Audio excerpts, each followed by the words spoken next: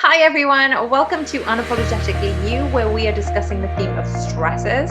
So in the last episode, we talked about physical stresses and what effects stress does to our body and how often it's missed when we are tired or restless. And it really does cause a domino effect to our thoughts, actions and lifestyle. So today we will be discussing two topics in particular, and it's a rather longer episode than we're used to, but not too long. In terms of today's two stresses will be about chemical and environmental, because we feel that these two topics in particular do merge with one another. So one of them is environmental stresses. You know, environmental stresses can be seen, heard, felt, smelt.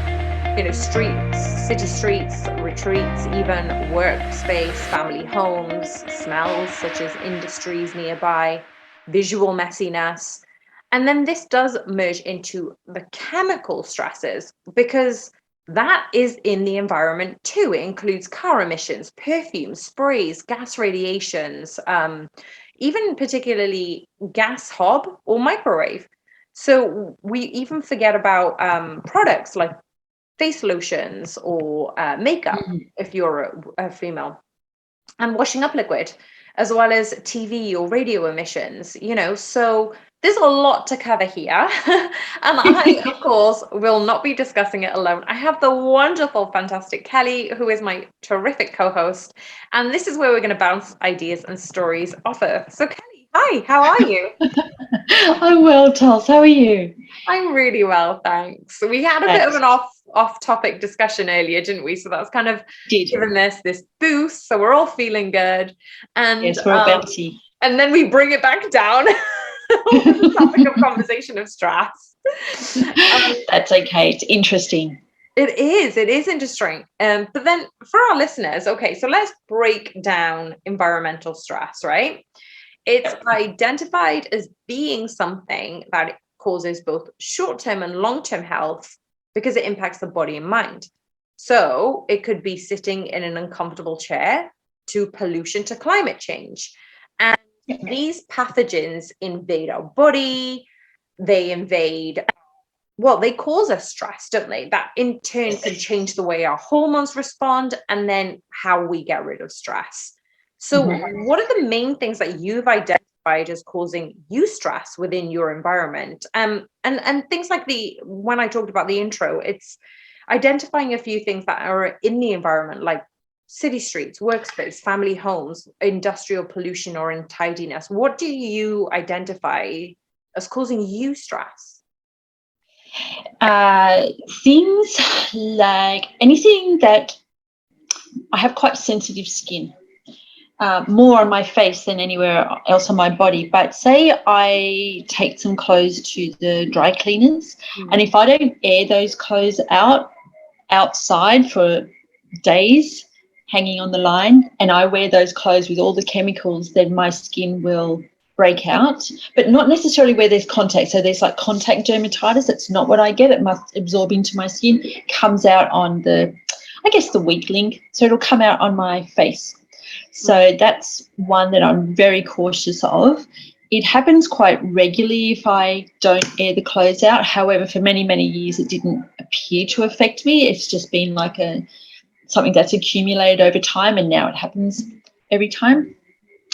There used to be foods that would also affect my skin. My skin is my weak link, I think, T. However, I've worked really hard to deload heavy metals out of my system, so that now if I go out, I don't have to be really careful not to have something that's, you know, I don't have to have organic.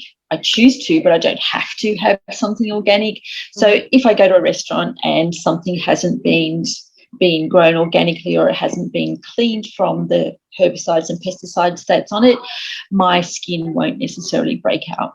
I might not feel great. Yeah, I've got a pretty sensitive digestive system as well, so I just might feel a little bit high. Is it like weird. flushed? Describe it that way. Flushed a little bit, and just like, did you say flushed? Yeah. Yeah, I don't. So it's not like an allergic reaction. It will come out as not like acne, but bumps.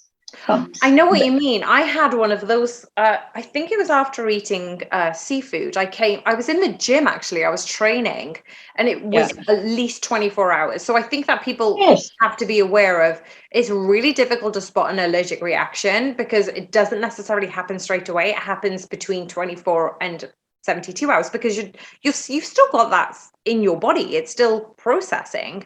And for me, it was hours later, and I was in the gym. I was training somebody, but we were kind of doing something together because I was getting hot and sweaty, and then all of a sudden I broke out. So I know what you mean. It wasn't like a spot, but it didn't even feel itchy at the time. It just ended up erupting. And that was from food. Yeah. Yes.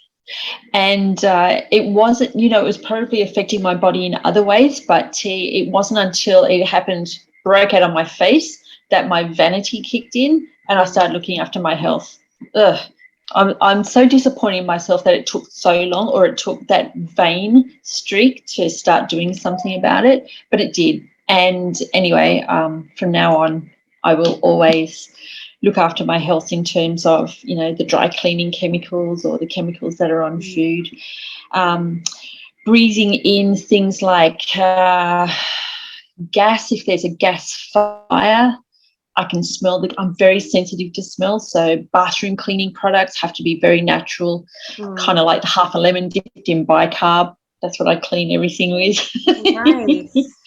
Yeah, so I can't use bleach. Makes me feel very sick, very lightheaded. When I said high, that's what I mean. I feel very lightheaded and really yucky.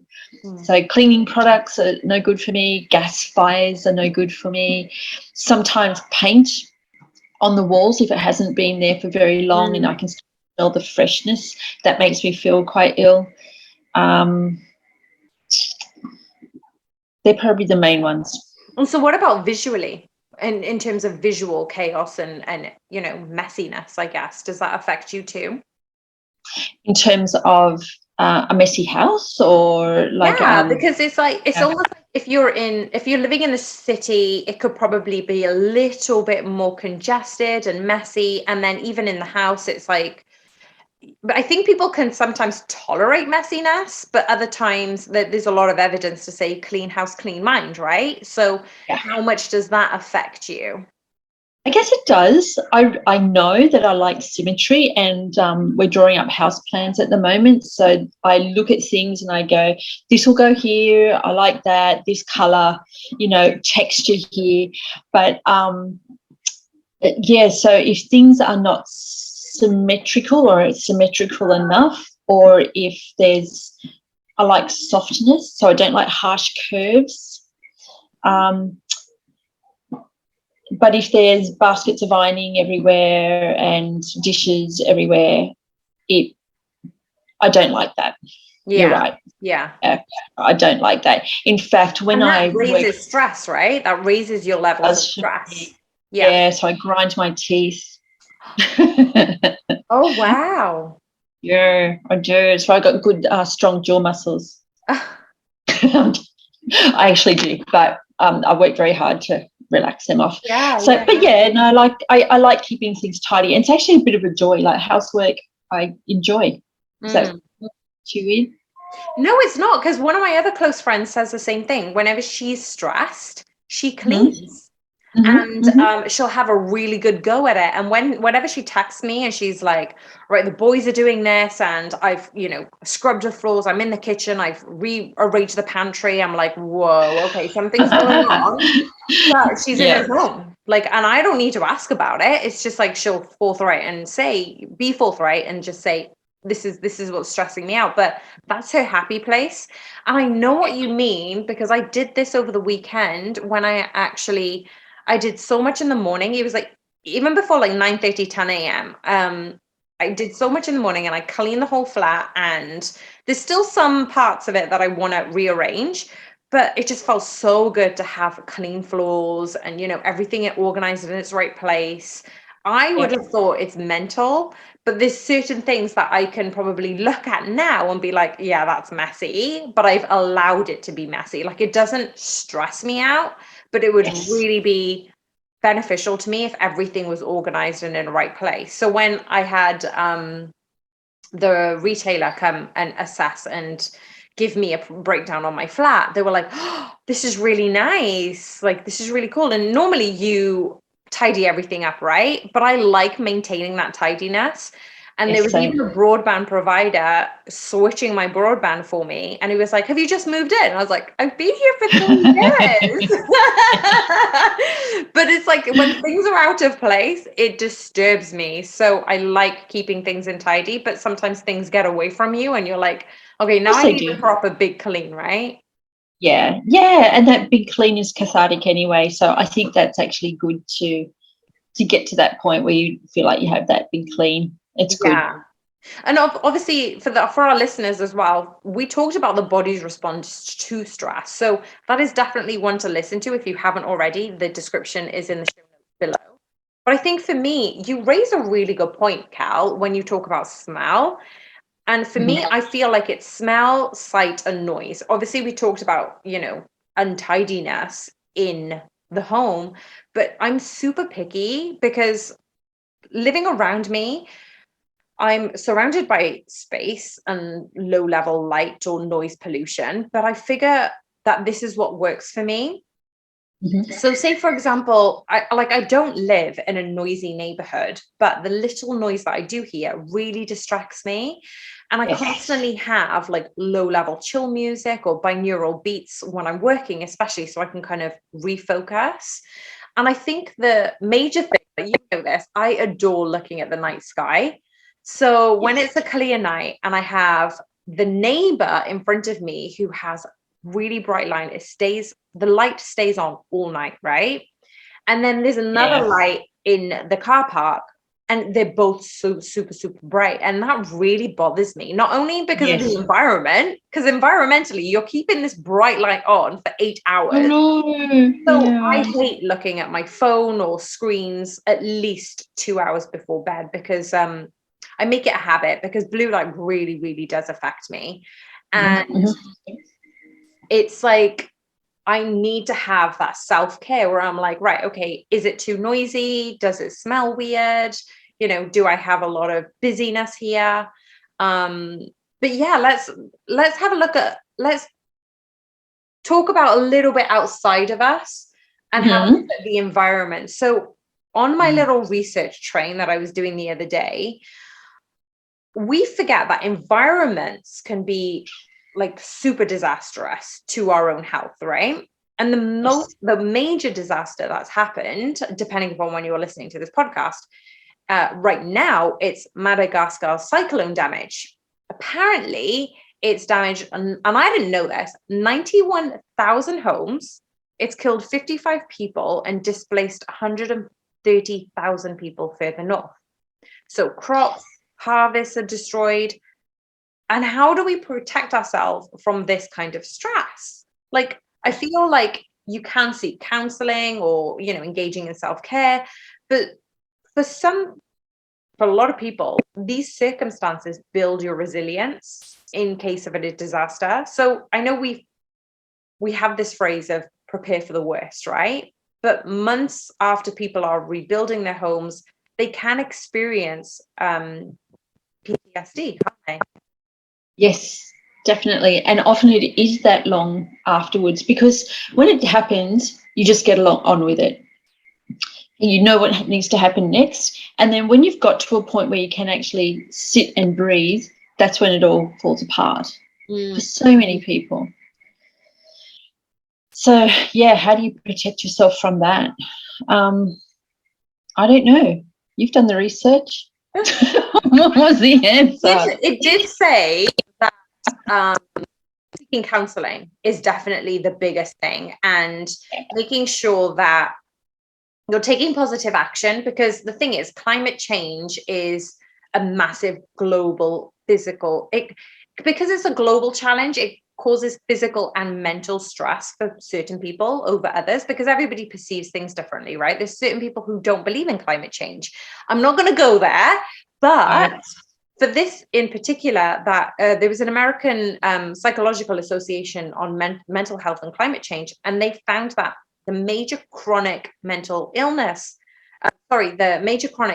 health impacts higher levels of aggression, violence, and more mental health emergencies.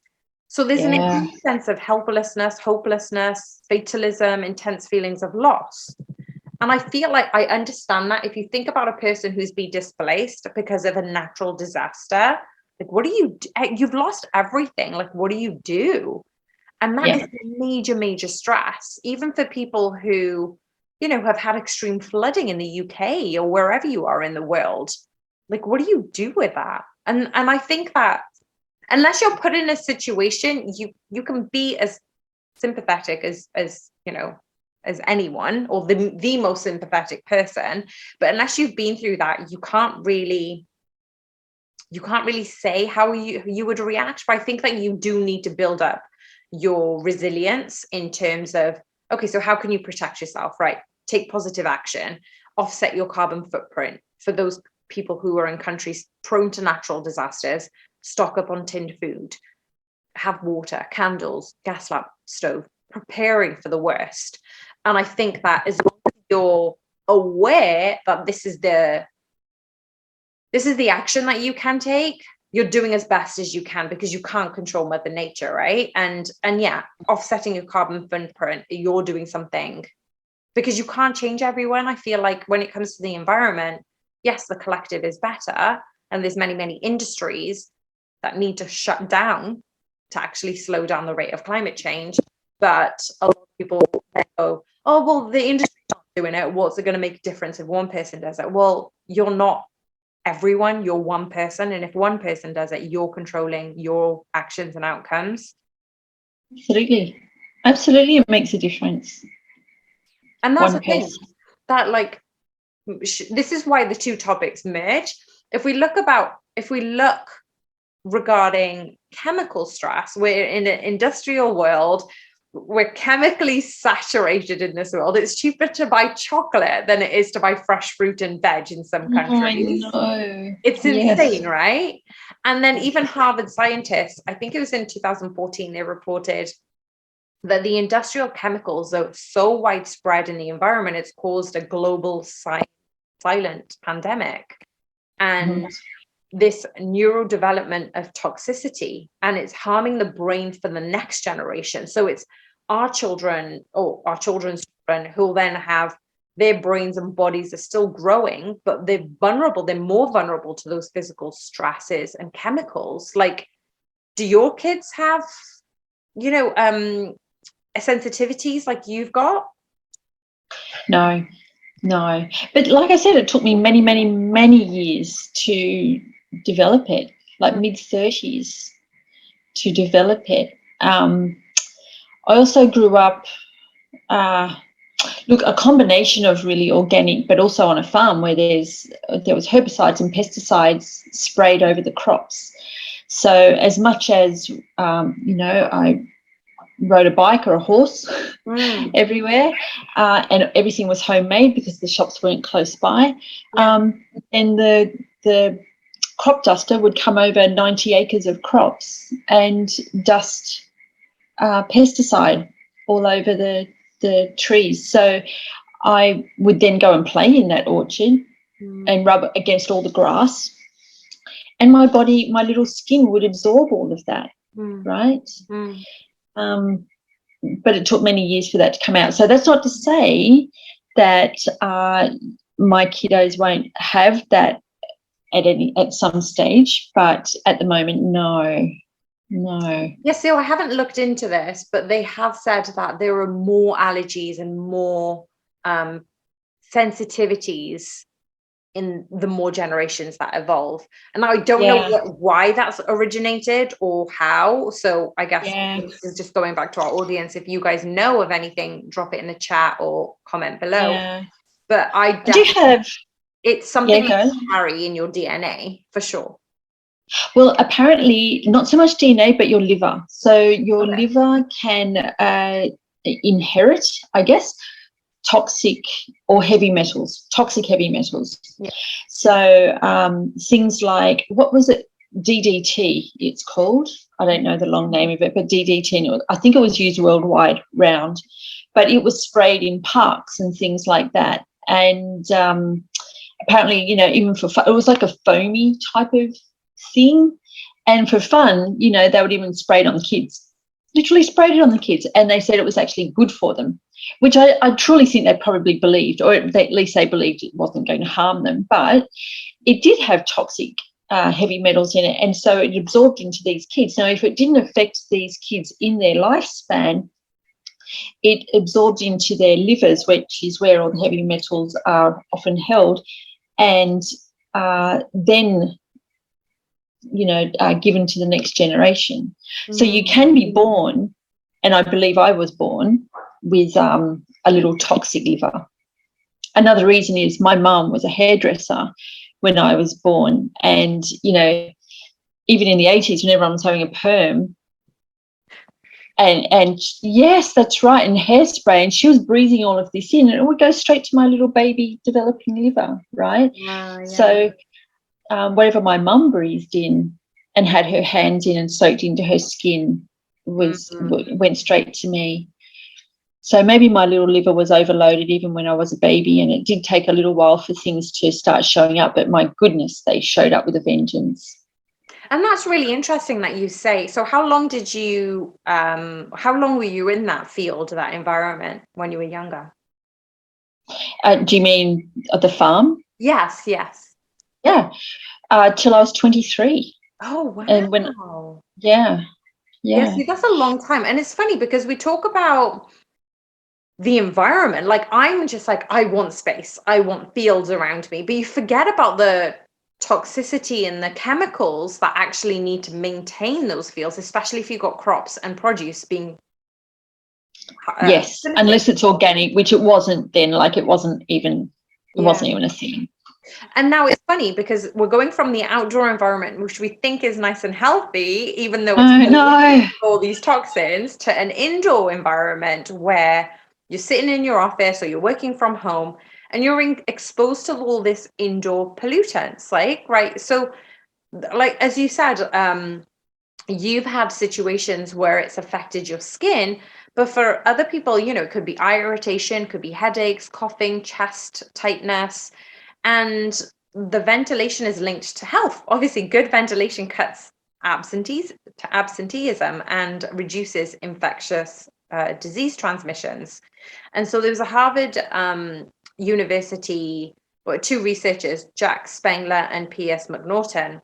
They enrolled 24 knowledge workers. So they were managers, architects, designers, and they were told, right, you need to spend 6 days over a 2-week period in a highly controlled environment, in this center of excellence it was, right? Mm-hmm. So they would work 9 to 5, and the air quality was changed to an optimized one.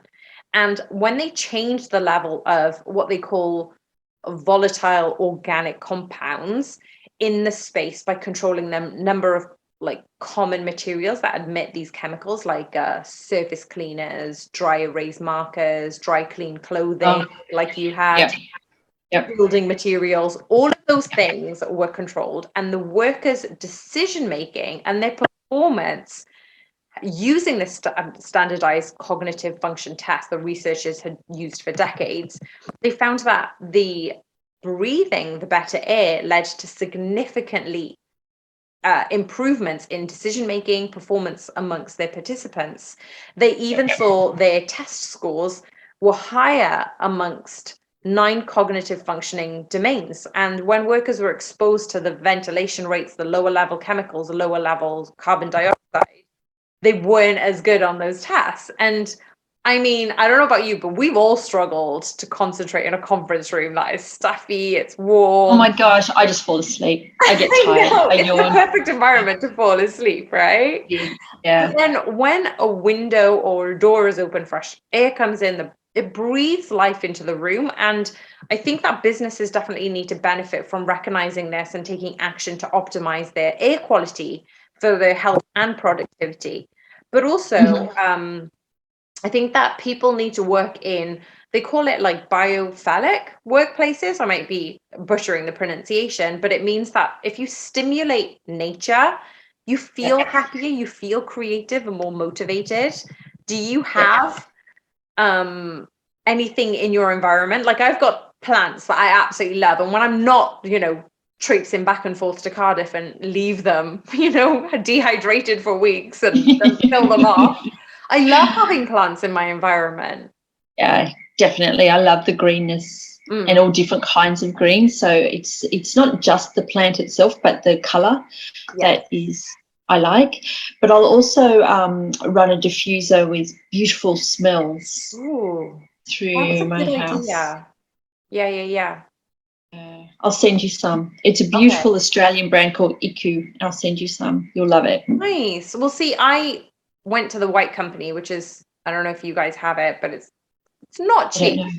But it's very, very nice. And it was a diffuser in that where I'm like, this is really good. Yes. It just makes a massive difference. I think for me being in a flat, you've got different smells coming from different flats. Sure. Yeah. I want to kind of maintain my space and have a nicer smell. And I think let's go back to the environment, because that's what I mean. Chemicals and environment mix into one topic, right? And I've got the perks of being near a supermarket, right? Airport's fairly close by car, but I really, as I said before, want to live in a quieter neighborhood where there's not as much traffic noise, which I don't enjoy. But people who live near car, air traffic, railway lines experience higher blood sugars, diabetes, blood pressure, and stress hormones. So when you're sleeping, those subtle changes are, changing your cells, right? So, Cal, you've lived in the mountains. Now you're living nearer the sea. What's the difference for you living from one spectrum to another? And how has that shifted your mood, your health, your well-being? Because we know science has definitely given us the incredible benefits to one's own health and well-being. So what about you? What was the difference between living in the mountains and now living at sea? What did you find different to your health? The mountains was darker. So there were street lights, but they were spread further apart. And at nighttime, they would soften. So they weren't, like earlier in the evening, they were brighter so people could walk. But at bedtime, they would soften or go amber. So it was a nice sleeping environment. And it was very quiet at nighttime. The houses, there was a lot of distance in between the houses. So it was very quiet. You definitely couldn't hear your neighbours, but you couldn't hear any birds or animals either. Here, in this little place we're renting, it's noisier. Not that we hear our neighbours necessarily, but there's a huge park across the road and we will hear people in the park, but they're all joyful sounds, but they're still sounds. In the evening you don't hear that so much, but there are lights on, so they don't seem to dim down. I can hear the ocean from here. It's only 50 metres that way, so I can go to sleep and hear it, but because it's quite a rhythmic sound, it's like a white noise. I like it. There's a lot more crickets here. I don't even know if you can hear them. You can hear them? Yeah. So crickets, or maybe they're frogs. I'm not really sure. I think they're crickets. But then, Tuls, this is a funny story. There are birds here called curlews, Curlews. Google it or YouTube it and listen to the sound they make. They sound like they're being murdered, and they come awake at midnight. Oh no! I'm not joking. We looked at each other. The first time we heard it, we went, "What the heck is that? And so we asked someone who was a local, and they said they're lizards. It's the lizards that come, they come out at night time, and they scream like that. And we're like, lizards? What the heck, lizards? But it wasn't. And I don't know if they truly believed it was the lizards or they were having fun with us, but it wasn't. It's these curlews. So they're supermodel looking birds. They've got legs this long, and they just wander around, but honestly they sound like they're being murdered or murdering someone. So that is not a nice rhythmic white noise. It's these curlews that come alive, and they'll wake you from a deep sleep. So there are definitely differences from living in the mountains to living in Kingscliff. In the mountains, the birds would wake you early in the morning. It was a lot of beautiful birds, Australian birds, and they would twitter with the dawn and wake you up kind of gently. But here everything sort of comes alive with a vengeance, and you're like you don't wake up gently. Yeah. Interesting. But what about you? Is it more human sound that you hear, or because? Yeah, I think because I'm in the flat, I see houses everywhere. I want more love windows, so I want more open space, and I want more light screaming through. I'm really lucky that I have light coming through. When it's a sunny day, the light just streams through the whole apartment, which is really beautiful. But I'm definitely the type of person who, maybe I'm noisy too, but the thing is, when you're in flats, you can hear other people's TVs and conversations sometimes. Okay. So I definitely want my own, because I was brought up in a detached house, so I never heard those noises. I was in a semi-detached property or a terraced property where you've just got houses lined up with one another, but we moved out when I was 8. So there wasn't that much of a, oh yeah, you're hearing noises, but it's a next door neighbor kind of thing. I think we were quite respectful of our neighbors. But since living in a detached house growing up, it really just gives you that privilege, because you forget you can be noisy and you've only got your own house in there, right? And then obviously the city of Cardiff evolved throughout the years, and it has become a lot busier. And so then I decided to move closer to work. And now I'm in this, what essentially is a town. It's super quiet, it's tiny, but I decided, I was like, well, I love the smallness of this, but I also, because it took me away from the major city, obviously Cardiff, which I love, but for now I'm just like, yeah, but it's still noisy. I'm just like, I just want a little, and I think it just comes with having a detached house, making that noise, having nature around me. And I feel like I crave those things more. And it's funny because me and my brother were having this conversation, and he's a city boy. He loves the city because of the ease of the things that you can do and travel and eat, the variety of it. Whereas I'm just I'm very much let's move into a recluse house, have a field around me, look into nature, go for long walks. I definitely like waking up where I can see the sunrise or see the sunset, and I definitely need to live in sunrise and sunset. Absolutely. Yeah. I just want to explore. I just want to live in that environment. And it could not be for me, but I definitely think it's a bit like you. You've lived in the mountains for such a long time. Living next to the sea is a completely different space. It's a different absolutely. Goodness me. Yes.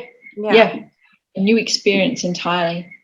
Yeah, and I just think I can go and explore that, definitely. And it's something that I definitely want to do. But we digress. Let's talk more about chemicals. Let's talk more about chemicals, because I wanted to bring in cell phones to this. Cell phones and why most people, I guarantee you will know exactly where your phone is at any given moment throughout your day, right? And an average user, did you know this, Cal? I didn't know this.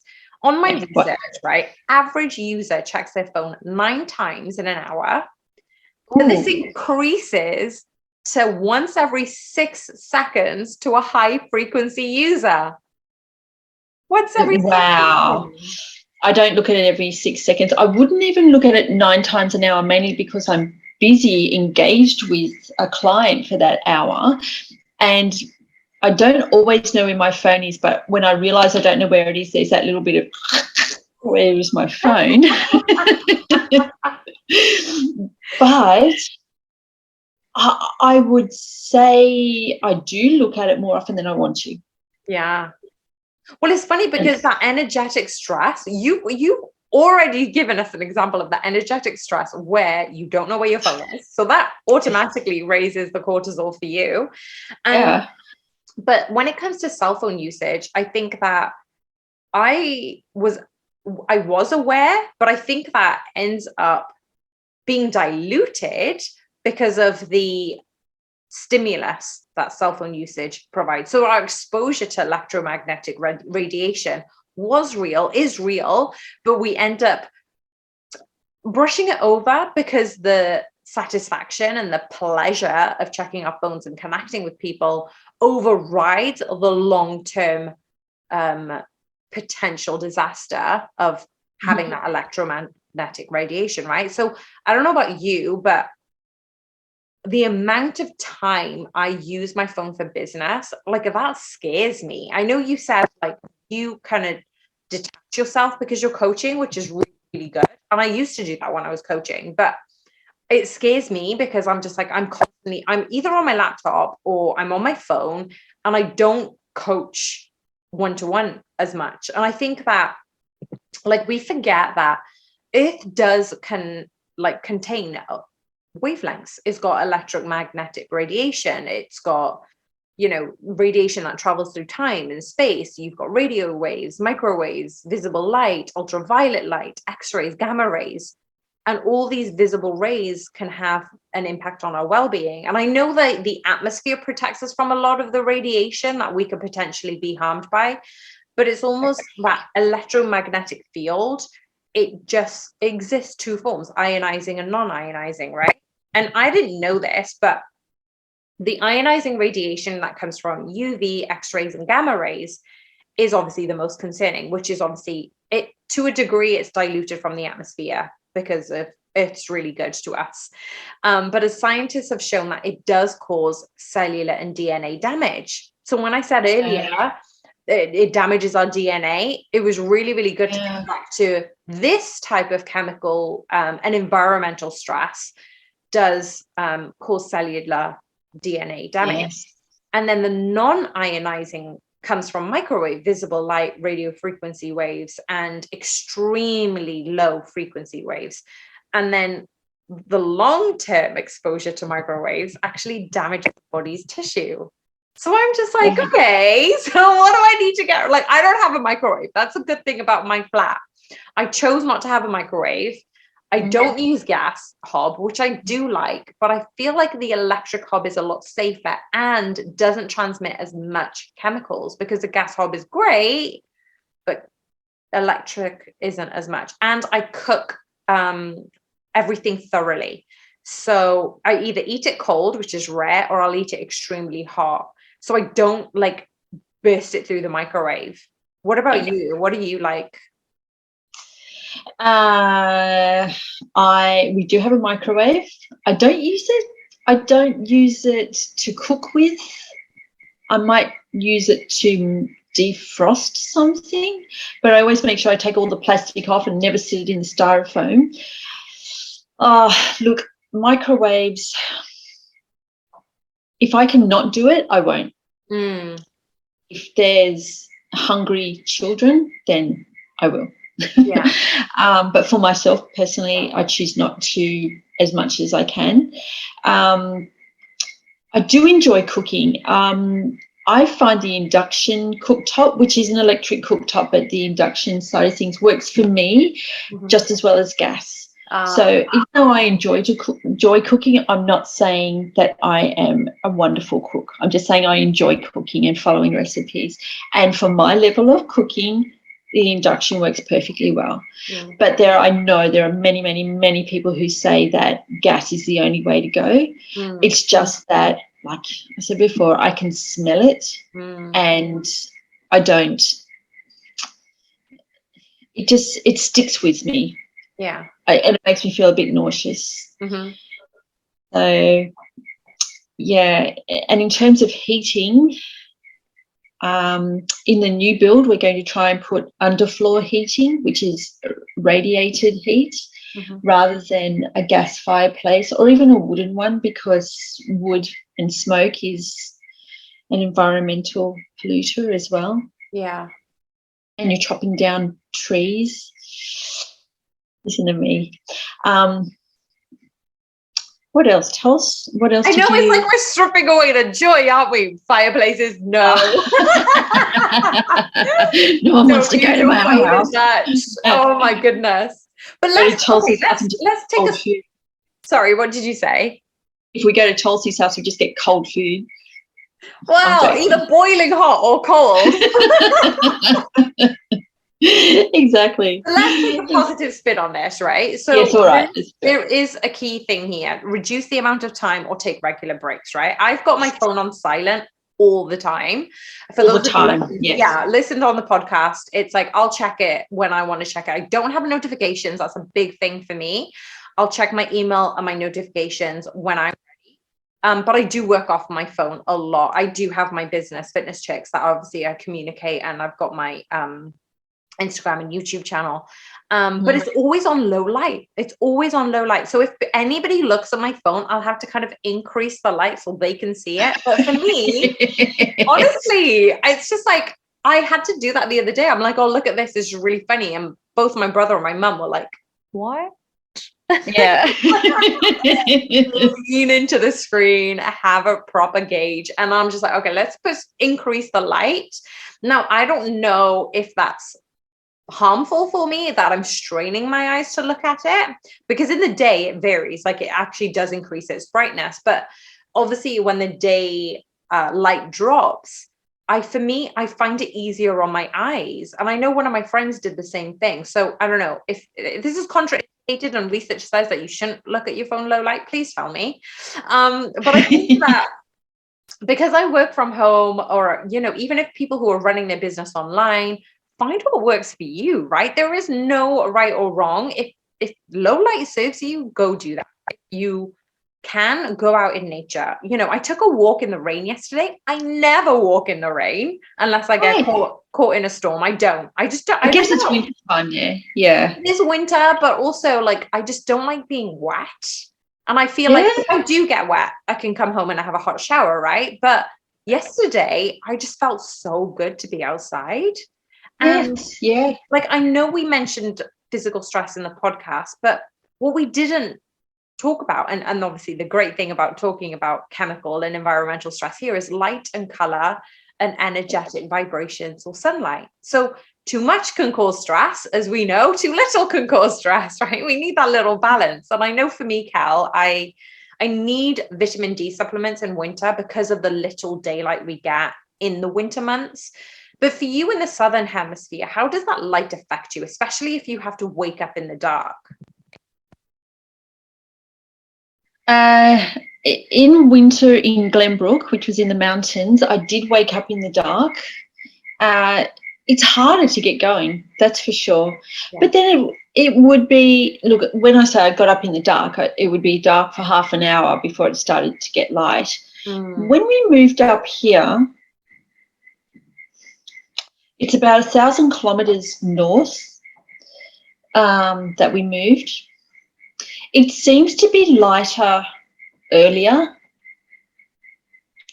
And it doesn't scientifically make sense. I think the lower you get toward, like, Antarctica, it's supposed to stay lighter for longer.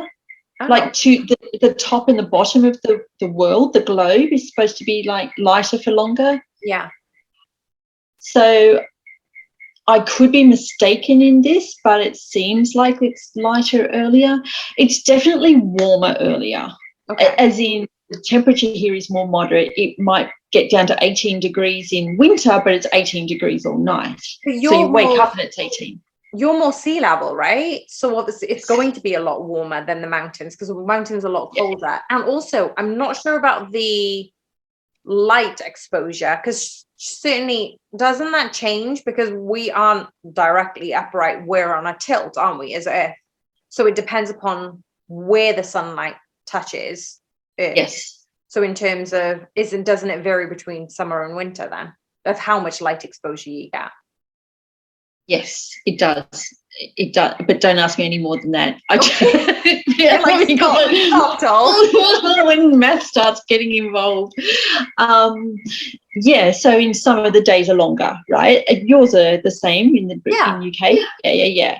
So at the moment, we're still in our last month of summer. So in Australia, I didn't realise this was the case, but in Australia we go from the 1st of one month till the 31st of, so the 1st of November to the 31st of, the 29th of February is our summer.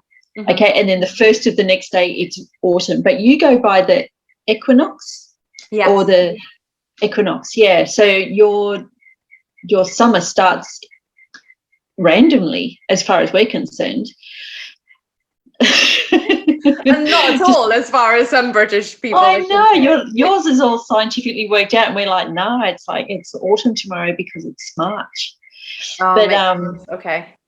Yeah, but at the moment the sun is up at, I'm up at 6 just because the sun is up. So it's up at 6 or before, and it's, what time is it now? It's 8:30, and the sun probably started to go down half an hour ago. Okay. So 12, 14 hours of daylight at the moment. So plenty of vitamin D available. And I think that, so say for example, if you had reduced light in the winter, do you take supplements or do you? No? I don't. No, I never have. I should probably, you can tell me, what are the symptoms of needing vitamin D? It's bones, there's skin. It's bone, skin, nails, and reproduction. Eyesight, reproduction. Yeah, so in terms of cellular regeneration and recovery, it's huge, especially if you've been training. It definitely does support your recovery. But for me, I just feel better. It's almost like, so I take a B12 supplement and a vitamin D supplement. Everything else I get from my diet, or at least I try to. But now I've become a vegetarian. Like omega-3s are a little bit difficult. And I was reading something up yesterday and I was like, oh, I do need to look at that. But vitamin D has to be a staple in my diet, because I feel like even if, so say for example, today is very cloudy, it's rainy. I actually really like this. Like, I don't mind rainy days. Yeah. But the only thing is sometimes you can mistake today, which is what we're in February right now. For those of you, when it is, it's probably going to be around summer, springtime. But in the summer, you could probably have a day like this, or randomly, where it's cloudy, it's rainy, just because it's nonsense circumstances. But the only thing is I've continued to be consistent with my vitamin D, because when I stop having it, I feel like it affects my mood. And I definitely think it's a knock-on for my hormones. And our hormones vary. It's not like a 24-hour circadian rhythm, it's a monthly rhythm.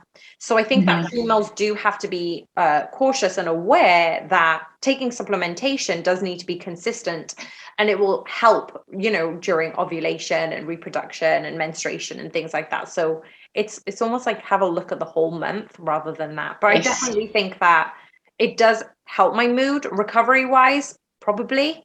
Like, I don't train as intensely as I used to, but I'm definitely training every day. Like, when people are like, oh, you train every day? And I'm like, yeah, but I try and mix it up. I vary the intensity, but I'm not opposed to training every day. No, because you're training at a level where you can recover from that. Yeah. And that's the thing. What are the nutrients that you're giving your body? What is the level of hydration? What are the other stressors? Because let's go back to, what we didn't talk about is exercise is a stressor. Food is a stressor. You're metabolizing, you're causing your energy to increase. Your heat is increasing to your cells for you to digest. So I think that if you add on stress upon stress upon stress, and this is what we're talking about when we talk about environmental and chemical stress, there's certain things that you can't get away from, right? If you live in an industrial place, you can't necessarily move. You could, but maybe you're close to your job or your family, whatever it is.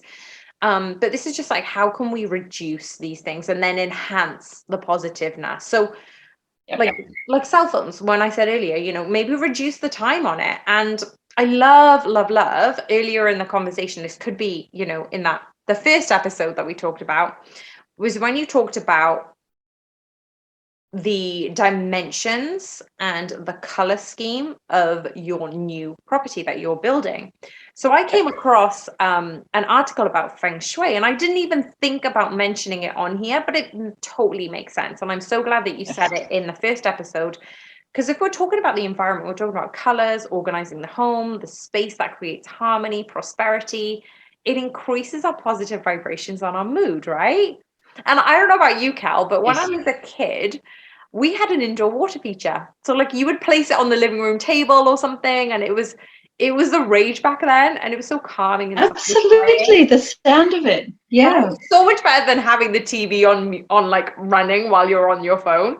But do you find it works with you and your clients, in a physical space? Like, let's talk about the physical and emotional change and the benefits of training.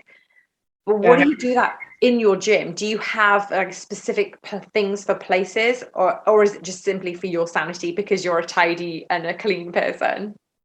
Do I have places for things? I do. But it also helps everyone else feel comfortable in the space too, because they know where things go and they know where to get things from. Yeah. So I think that just releases stress from them as well, rather than looking around going, well, it could be anywhere. I don't know where to find it. And then, the stress of having to ask and feeling silly. Like if I didn't know, if you had your forks in one drawer and your knives in another one over there, but I have my forks and knives next to each other, and so I go, there's a fork, but Tuls doesn't eat with a knife. Should I ask? And that's a silly example, but people feel stressed about asking questions like that. Yeah. So yes, I do have a space for everything, and the way this house is being designed, I know where things are going to go. Mm-hmm. There's not just cut in case spaces.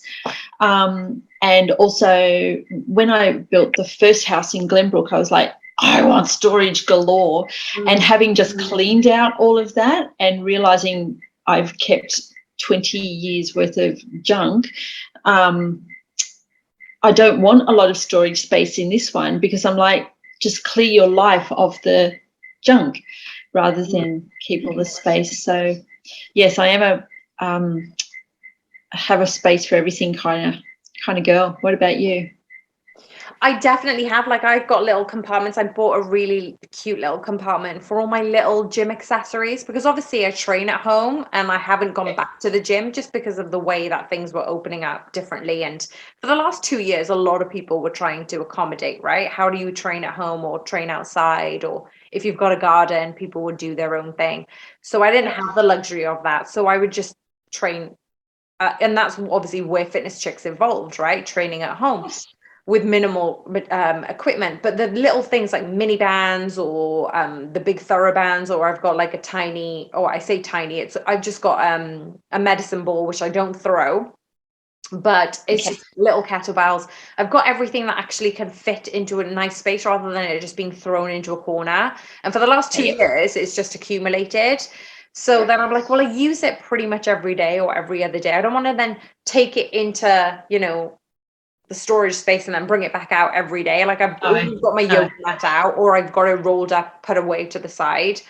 And like right now, I didn't tidy up last night's, I call it my breakfast table, my breakfast bar. I've just got painting and coloring all over that, because I just wanted to be just a little bit creative. So I was like, oh, let's get painting out and let's just start painting. Can you paint?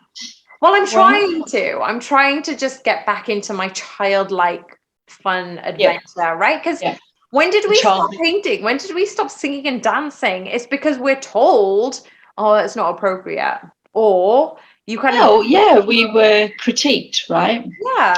Yeah, and it's like, that's a childhood thing. It's associated as, oh, only children do that. And then when you're older, you kind of misplace all of the things that brought you joy as a kid. So it's kind of like I'm just going back and just going, actually, I want to paint a little bit more. I'm practicing my guitar. I'm making sure I'm cultivating the creativity, because my job allows me to be creative and I want to keep that going. It's almost like I've never had to try to be creative, and now I'm cultivating the creativeness in me.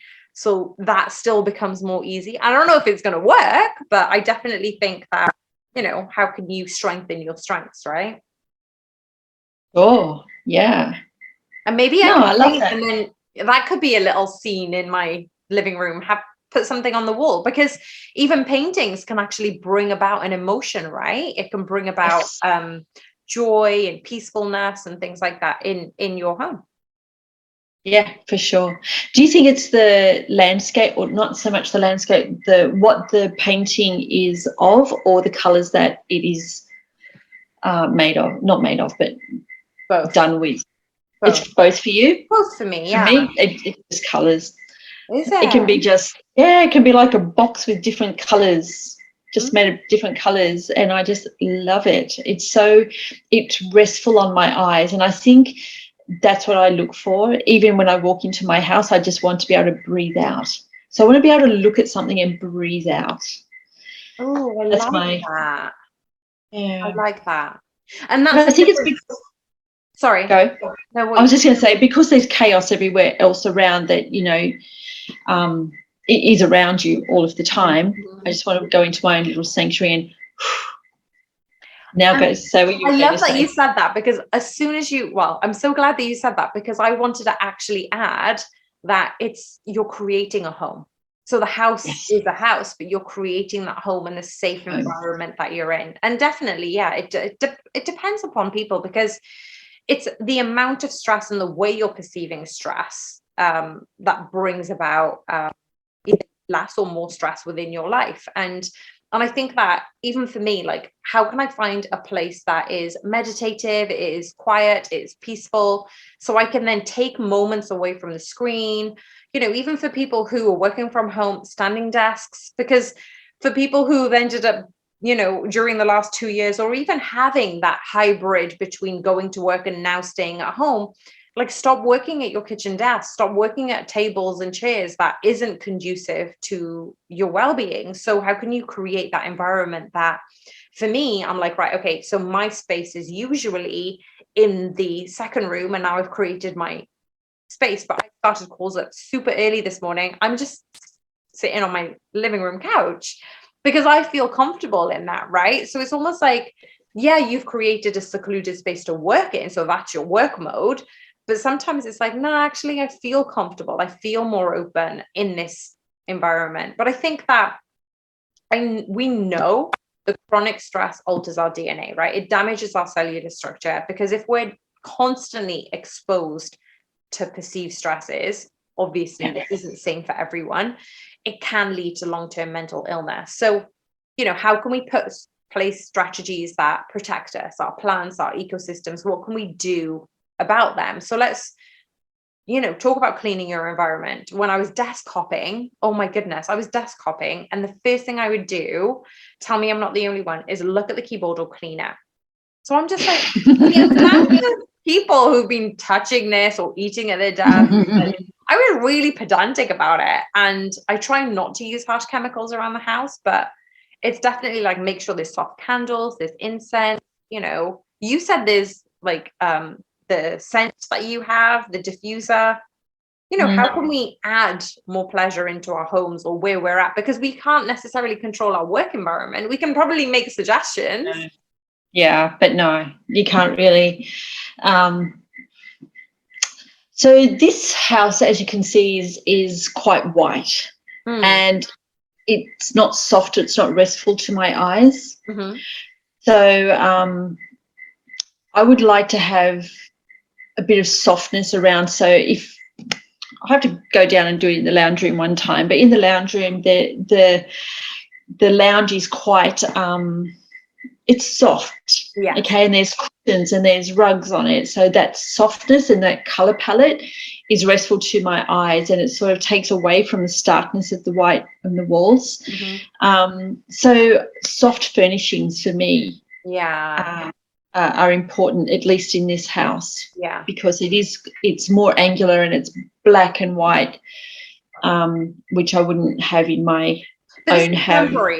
This is very. It's a temporary thing, yeah. So in terms of trying, and other people are in temporary accommodations, or they rent and can't change things as well. Yeah. So soft furnishings and in the colours, like the cushions behind me, they're the kind of colours that are restful on my eyes. What else do I do? The smells, the plants, photographs. Yes. Yeah, definitely. And it's funny as well, because this actually relates to the evidence ahead of this podcast that I was looking at. I did notice when we all know a person who experiences cortisol spikes, they're stressed, right? They're chronically stressed, and they've then got elevated levels of cortisol, which is extremely bad for you. But what I didn't know is that when we build relationships with family and friends, that connection actually builds resilience, which I didn't think of. Because it makes sense. Resilience is the resilience to stress. And then because it releases oxytocin, which is the love hormone in our body, so much more love is then pleasing. Your level of tolerating stress is palpable, right? So having pictures around of those you love, or, connecting with people who you love can actually raise your level of resilience to stress. Some people may induce that stress, which means you need to get rid of them. But on the side, right? You've had a huge argument and you're like, I'm going to just kill you or scream. Or just flick that photo down. Yeah. Aggression where you said just put the photo down. Bye-bye. Yeah.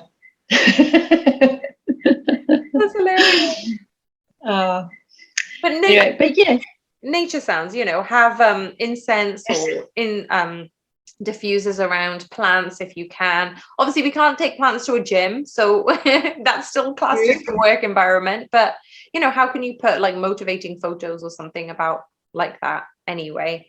But yeah, this is an interesting conversation, Cal. I loved the fact that it's true, right? The environmental and the chemical definitely merges. That we needed to have this super long podcast, or split into two, we haven't decided. If you're dealing with stress, how do you reduce the amount of chemicals you're in contact with? Where do you need to take a break? What environment do you need to endorse that calmness, the peacefulness, step out into nature, being physically active? And obviously, I don't know if this is scientifically proven, but to reduce stress for me is when I want to chill out, it does give me a sense of relaxation or attention. Working on my business is just having soft music in the background, right? And something that I know I can chill out to. So I think that, for some people, they can meditate, do feng shui, take a bath, unplug from technology.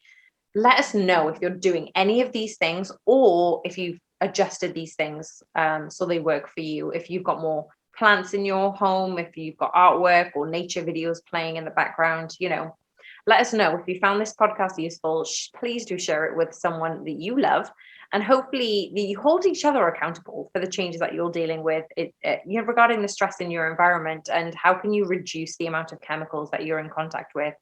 So for those of you who don't know, you can support us. You can head into the link in the description box where you can log into Patreon, and it really allows Kelly and I to keep putting material like this in the public domain. And if you are watching this on YouTube, Kelly and I both put a lot of effort into what we look like. Today, not so much. But since we're in season 3, we've done past seasons, right? Put a little bit of effort in. But anyway, today it's been a bit of a casual morning, early morning for me, late, long day for Cal. But she always looks fabulous anyway. So if you want to keep watching on YouTube, hit the subscribe button, hit the like button, and we'll see you on the next episode with some more on stressors. Thank you so much, everyone. Bye, Tuls. Bye, Cal.